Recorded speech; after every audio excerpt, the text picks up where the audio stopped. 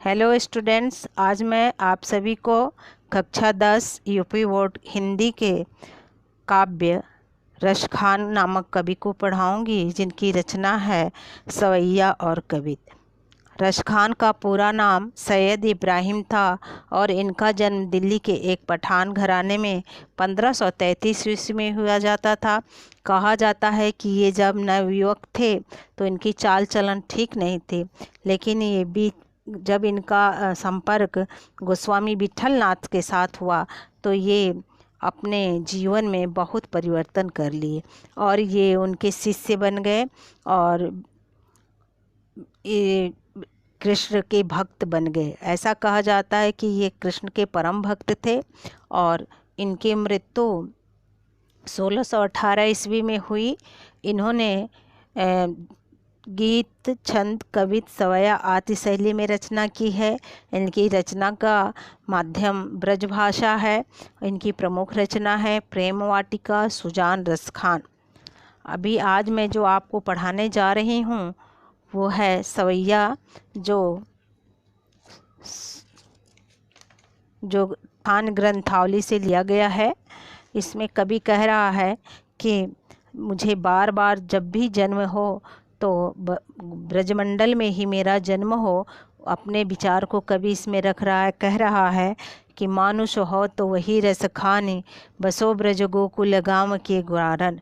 कह रहा कवि कि यदि मेरा जन्म मनुष्य के रूप में, मानुष हो तो वही रसखान। रसखान कवि कह रहे हैं कि हे ईश्वर, यदि मेरा जन्म हो तो ब्रज गोकुल गाँव के ग्वारन, तो मैं उसी ब्रजमंडल में मेरा जन्म हो जहाँ गोकुल गांव के ग्वालों के बीच में मैं निवास करूं।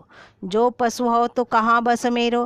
कह रहे कि यदि पशु के रूप में मेरा जन्म हो तो मेरा उस पर अधिकार नहीं है, लेकिन फिर भी मैं ईश्वर से कामना करती हूँ कि मैं उन जगह पे नंद बाबा के चरो नित नंद के धेनु मजारन, जो नंद बाबा की गायें हैं उन गायों में मेरा जन्म हो। जो नंद बाबा के गायें ब्रजमंडल में चरने जाती हैं, उन गायों के रूप में मेरा जन्म हो। पाहन हो तो वही गिरी को। करें कि यदि मेरा जन्म पत्थर के रूप में जन्म हो तो उसी पर्वत के रूप में मेरा जन्म हो।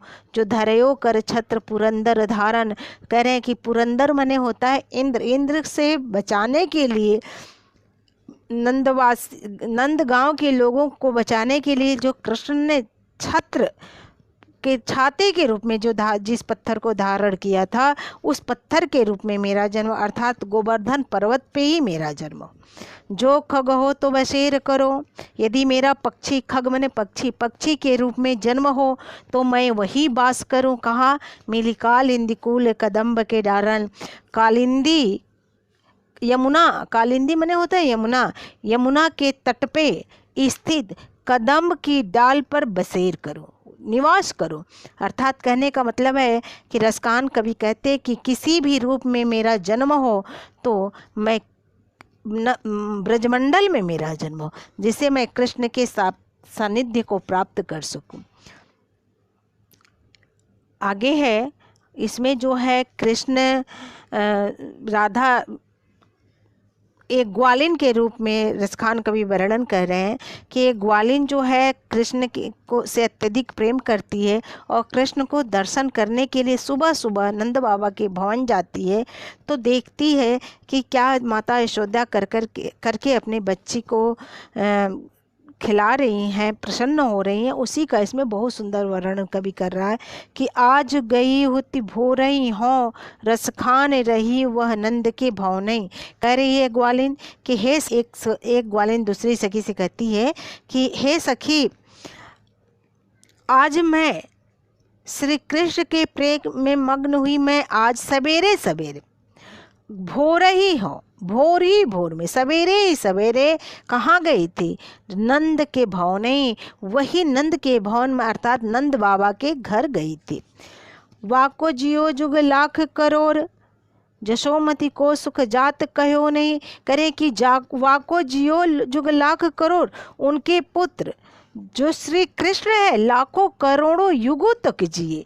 क्यों? क्योंकि ऐसे पुत्र को प्राप्त कर यशोदा जी को जो सुख मिला है उसका वर्णन हमसे किया नहीं जा सकता। तेल लगाई लगाई के अंजन, कह रहा है कवि कि वे अपने पुत्र के शरीर में तेल लगाकर, आँखों में काजल लगाकर, अंजन मने होता है काजल, और भाव में बनाई बनाई डिठौने और भाव में सवार कर माथे पर नजराना नजर का टीका लगाकर और उस डारी हमेलन हार निहारत और उनके गले में पहनने के आभूषण डालकर उन्हें देख रही थी। वारत जो पुचकारत छौनी, और उन पर जो बाल बार बार पुचकारती थी और अपने पुत्र पे न्यौछावर हो रही थी, बलिहारी जा रही थी। इस सुख का वर्णन गोपी कह रही है कि हे सखी किया नहीं जा सकता। अब इसमें जो है बहुत सुंदर है, तीसरे में यहाँ पे कृष्ण थोड़ा बड़े हो गए हैं और धूल धूसरित खेल रहे हैं, तो उसी का इसमें बहुत सुंदर कवि वर्णन कर रहा है कि धूरी भरे अति शोभित श्याम जु तैसी बने सिर सुंदर चोटी। कह रही है एक सखी दूसरी सखी से कि श्री कृष्ण के बाल सौंदर्य का वर्णन करना कठिन है, और कहते हुए कह रही है कि श्री कृष्ण धूरी भरे अति शोभित, धूल से भरे हुए श्री कृष्ण, श्यामजू श्री कृष्ण अत्यधिक सुंदर लग रहे हैं। तैसी बने सिर सुंदर चोटी, करे कि जितने सुंदर हुए लग रहे हैं धूल दूसरित, उतने ही सुंदर उनके सिर पर बनी हुई चोटी लग रही है।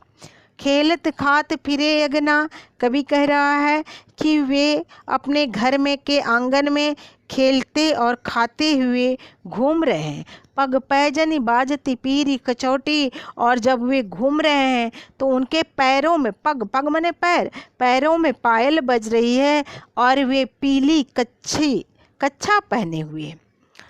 वाह छवि को रसखान बिलोकत, रसखान कवि कहते हैं कि श्री कृष्ण की इस सुंदरता को देखकर वारत काम कला निज कोटि, कामदेव भी अपनी करोड़ों कलाओं को न्यौछावर कर देता है। अर्थात करोड़ों कामदेव भी श्री कृष्ण के सौंदर्य पे फीके पड़ जा रहे हैं। काग के भाग बड़े सजनी, हरि हाथों से ले गए माखन रोटी।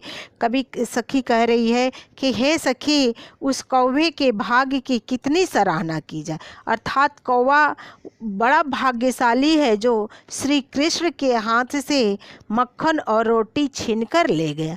अर्थात कह रहे हैं कि जिसके जूठन को पाने के लिए ऋषि मुनि देवतागण लाखों लाखों साल तपस्या करते हैं, फिर भी जूठन रूपी प्रसाद प्राप्त नहीं कर सकते, लेकिन कौवा जो है उनके मुख जूठे को आसानी से लेकर के चला गया, इसलिए कौवा जो है सबसे ज़्यादा भाग्यशाली है।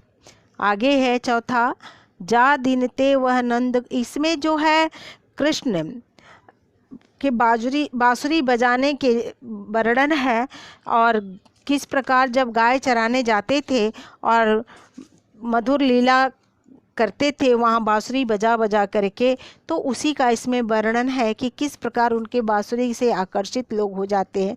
उसी का वर्णन कह रहा है कि जा दिन ते वह नंद कछोर, या बन धेनु चराई गयो है। कभी कह रहा है कि एक गोपी अपनी सखी से कह रही है कि हे सखी, जा दिन ते वह नंद कछोहरा, जिस दिन से वह नंद का छोरा मने पुत्र श्री कृष्ण या बन धेनु चराई गयो है, इस वन में अपनी गायों को चराकर और मोहनी ताननी गोधन गावत, अपनी बंसी को बजाकर तथा उस पर मोहक गोधन गीत तान सुनाकर बेनु बजाई रिझाए गए हो, बांसुरी की तान सुनाकर हमें रिझा गया। वाह दिन सो कछु टोना सो के, तो गोपी करे कि ऐसा प्रतीत होता है कि उसी दिन से कोई टोना टोटका सा करके वह रसखान हे में समाये गया है। रसखान कवि कहते हैं कि श्री कृष्ण हमारे हृदय में समा गया है। कौन काहों की कानी करे, सखी कह रही है कि हे सखी, तभी से कोई किसी की कानी मने शर्म, कोई किसी की शर्म या लिहाज नहीं करता है। और अर्थात खुलकर उस श्री कृष्ण के प्रति अपने प्रेम को प्रकट करता है। और ऐसा प्रतीत होता है कि सिगरो ब्रज बिकाई गयो है, ब्रजवीर बिकाए गए है। ऐसा प्रतीत होता है कि संपूर्ण ब्रजमंडल उस कृष्ण के हाथों में बिक गया, अर्थात श्री कृष्ण के वशीभूत हो गया है।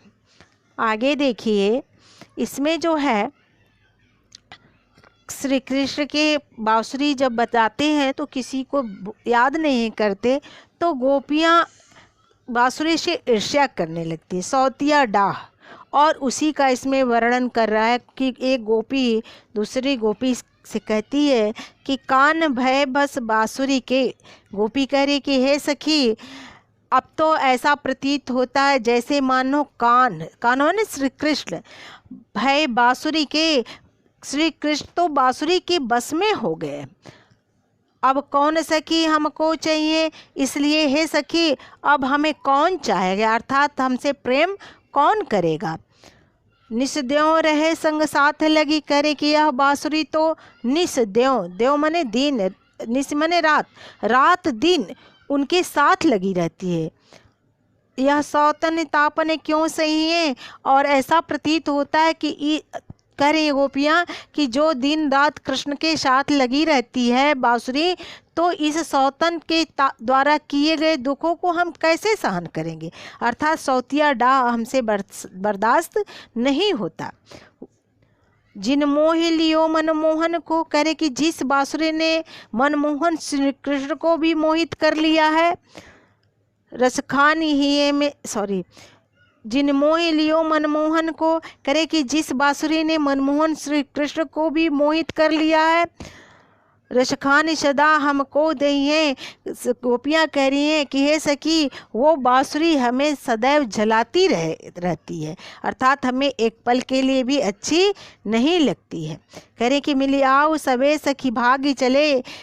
गोपी कहती है कि हे सखी आओ हम सब मिलकर ब्रजमंडल से भाग चले।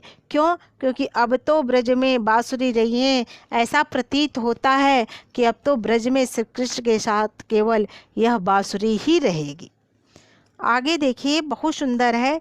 यहाँ पे जो है कृष्ण के प्रेम वियोग में जब कृष्ण मथुरा चले जाते हैं तो सारा ब्रजमंडल कृष्ण के वियोग में दुखी है। तो गोपियाँ राधा से कहती हैं कि आप कृष्ण का रूप धारण कर लीजिए। तो राधा रानी कहती है कि ठीक है, मैं आप लोगों के कहने से स्वांग नाटक करूँगी, श्री कृष्ण का धारण करूँगी, लेकिन किस प्रकार करूँगी और क्या क्या करूँगी मैं प्रयास करती हूँ। उसी का इसमें वर्णन है कि मोर पखा सिर ऊपर राखियों। एक गोपी कहती है कि मैं तुम्हारे, हे राधा रानी कहती हैं कि हे सखी तुम्हारे कहने से मोर के पंख को अपने सिर पर धारण कर लूँगी, गुंज की माल गले पहिरोंगे और गुंजा की माला को भी अपने गले में पहन लूँगी। ओढ़ी पीतम्बर लय लकुटी, पीताम्बर को ओढ़कर, लकुटी माने लकड़ी को लेकर मैं बनगोधन ग्वारन संग भिरोंगी। गाय वन में जंगल में गायों और ग्वालों के साथ भी घूमूंगी। भावत वो ही मेरो रसखानी, रसखान कवि कह रहे हैं कि सखी कह रही, राधा रानी कह रहे हैं कि भावत वो ही मेरो रसखान, जो रसों के खान है श्री कृष्ण। यहाँ दो अर्थ होगा रसखाने का, एक तो रसखान कवि और एक रसखान मैंने संपूर्ण सुखों के खान। तो कह रहे हैं कि भावत वही मेरो रसखानी, जो हमारे रसखान कृष्ण को जो जो अच्छा लगेगा सो तेरे कहे सब स्वांग करूँगी। हे सखी तुम लोगों के कहने से मैं वे नाटक करूँगी, लेकिन या मुरली मुरली धर की अधरान धरी अधरान धरूँगी। लेकिन कह रही है कि हे सखी कि मैं बांसुरी को, जो मुरलीधर की बांसुरी है, मुरलीधर की, मुरली माने बांसुरी, मुरलीधर माने जो मुरली को धारण करने वाले, अर्थात श्री कृष्ण कह रहे हैं कि बांसुरी को अपने अधरों पर नहीं रखना चाहती हूँ। अधरान धरी अधरान धरूंगी, न कभी होठों पे रखी हूँ न कभी होठों पे रखूंगी। आगे देखिए, कवित है बहुत सुंदर है और ये रसखान कवि का है। इसमें कृष्ण के बारे में वर्णन बहुत सुंदर है। जब श्री कृष्ण ग्वाल बालों के साथ गाय चराने जाते हैं और वहाँ से लौट करके आते हैं, लौटते समय संध्या समय, तो कितने सुंदर लगते हैं, उसी का बहुत सुंदर कवि ने वर्णन किया है कि गोरज बिराजे बाल लह लही बनमाल। एक गोपी दूसरी गोपी से श्री कृष्ण के रूप का वर्णन करती हुई कहती है कि श्री कृष्ण के माथे पर गोरज बिराजे, गोरज अर्थात गाय के खुरों से उड़ी हुई धूल, बिराजे सुशोभित हो रही है। भाल लह लही बन, भाल माने मस्तक पे सुशोभित हो रही है। लह लही बनमाल, और वक्षस्थल पे बनों की फूलों की माला लहलहा रही है। आगे गैया पीछे ग्वाल, आगे उनके आगे आगे गायें चल रही हैं और पीछे ग्वाल, पीछे पीछे ग्वाले चल रहे हैं। गावे मृदु बानी रे, और वे मधुर स्वरों में गीत गा रहे हैं। तैसी धुनी बांसुरी की मधुर मधुर जैसी, करे कि जितनी मधुर, वे मधुर स्वरों में गीत गा रहे हैं, लेकिन कह रही है कि जैसे तैसी धुनी बांसुरी की मधुर मधुर जैसी, बंक चितवनी मंद मंद मुस्कानी रे। कह रही हैं कि जितनी मधुर उनकी चितवन है, उतनी ही बाकी उनकी धीमी धीमी मुस्कान है। कदम बिटप के निकट तटनी के तट, करें कि कदम के बिटप के निकट तटनी के तट, तटनी माने नदी, नदी के तट पे कभी कह रहा है इसमें कि जब वे कदम्ब तटनी के तट, कदम्ब बिटप के निकट, अर्थात यमुना के तट पे कदम के वृक्ष, यमुना के तट के पास कदम के वृक्ष पे चढ़कर निकट अटा चढ़ी चाय पीत फहरानी रे। करे कि यमुना के किनारे पर श्री कृष्ण पीले वस्त्र को फहराना तो देखा, ऐसा प्रतीत होता है कि रस बरसावे।